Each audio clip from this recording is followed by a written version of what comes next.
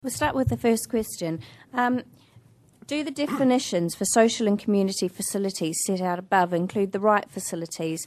And are there any distinctions that people note between public and private facilities? And if I could just get my colleague Helena just to set out the definitions of social and community facilities, just so we're all talking about the same things. Hello, thank you.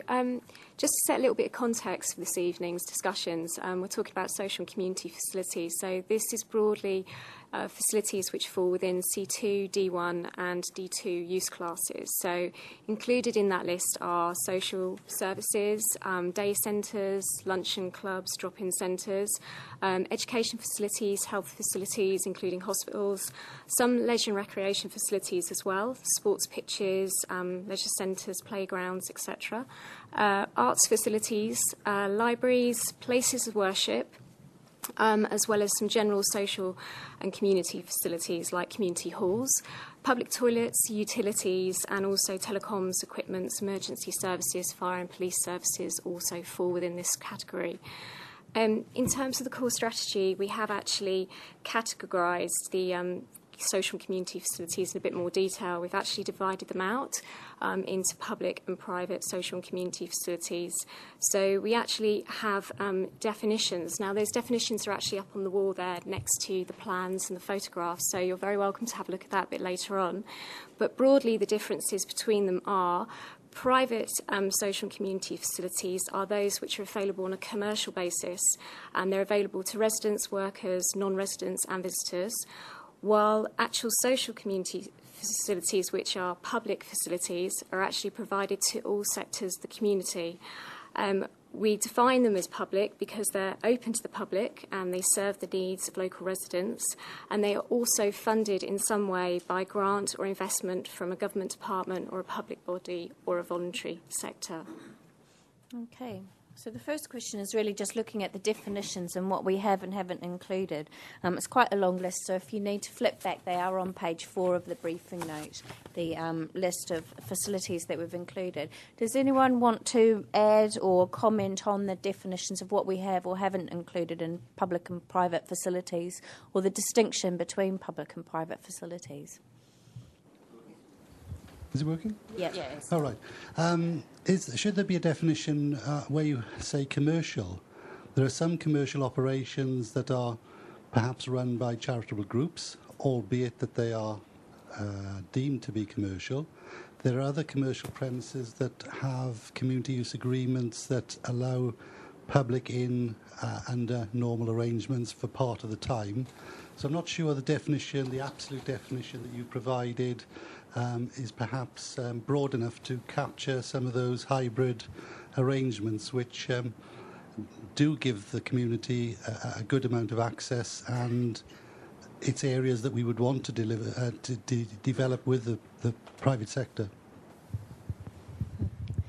I think that's quite interesting. I wouldn't mind expanding a bit on that.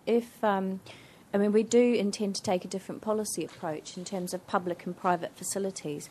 And one example of that is that commercial uses require an element of housing to be provided when they extend their floor space. Now, that obviously wouldn't apply to public, social and community facilities, but it does apply to private social and community facilities. So there's quite an important distinction between the two. And do you have any suggestion as to where those hybrid uses might fall and how we treat them in our policy approach? I was only commenting on leisure centres and sport and leisure and community activities within spaces which could be commercially their primary function, but actually with facilities or community use agreements entered freely into by the parties to deliver a community offer. And we'd need to deal with that. Yeah, okay. Were there any other comments on that? The definition, yes, sir. Yes, do hot desking facilities for voluntary organisations, in other words, office facilities for voluntary organisations, how would they fit into this category? They would be seen as a public social and community facility because it's voluntary sector, so it's actually public. There's another related question, really. How would the academies fit into this? Because they're outside of the maintained sector as such, but then they can well be involved with community provision. These are actually our publicly funded facilities in the main, so they would also be seen as a public social community facility. Hi, I've got a question about point D. It says some leisure and recreation facilities would be included. Could you explain which ones wouldn't be included? I was going to say, I think the ones that wouldn't be would be things like cinemas, theatres, casinos, amusement arcades. I guess they're part of the leisure industry, but they're not what we would call in general a social and community use, unless it was a particular, sort of arts centre or something of that nature. So there wouldn't be any danger of a park or something like that not falling outside of the category? No. I think as well things like Fitness First or commercial gymnasiums and those types of facilities. I was going to ask about parks as well, whether parks in general should be as parks and squares and gardens. Are they included? Because they're not buildings as such, but they are community and social facilities. I think. There's a large amount of sort of crossover in a lot of these things, but with open spaces, because they're not built things, in some ways, whether they're private or public, is fairly immaterial, because we have a policy that protects all open spaces. That includes all the private squares and other private spaces.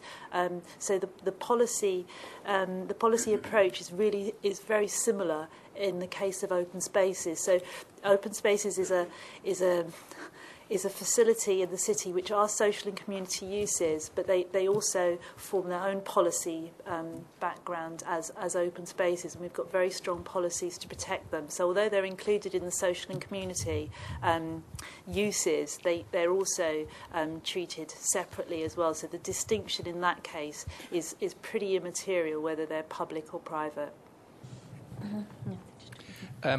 Picking up on the previous question, but one on the word some, which I'd also attach to. I see that local arts facilities are listed rather broadly there. I'm afraid I'm rather ignorant on the detail, but a point I made at a previous meeting is the need for rehearsal facilities for music, theatre, dance, opera, even used for art exhibitions. These need to be rather large, gym or school hall size. They usually need to be soundproofed, and they, because of the nature of the activity, often need to have car parking. So I'd be grateful if my mind could be put at rest that those sort of buildings or those sort of activities are covered by both the word some and the words local arts facilities. Just as a footnote, I was rather intrigued that on page 3, when you're running through the SOC policies, the subtle differences on what they do. Some of them seek and strive, whereas others make sure and ensure. And I was just interested in why some of them are putative, some of them are hopes, and some of them are absolutely darn certain. And being selfishly inclined towards rehearsal facilities, I hope that where it comes to arts, they are must, not possible.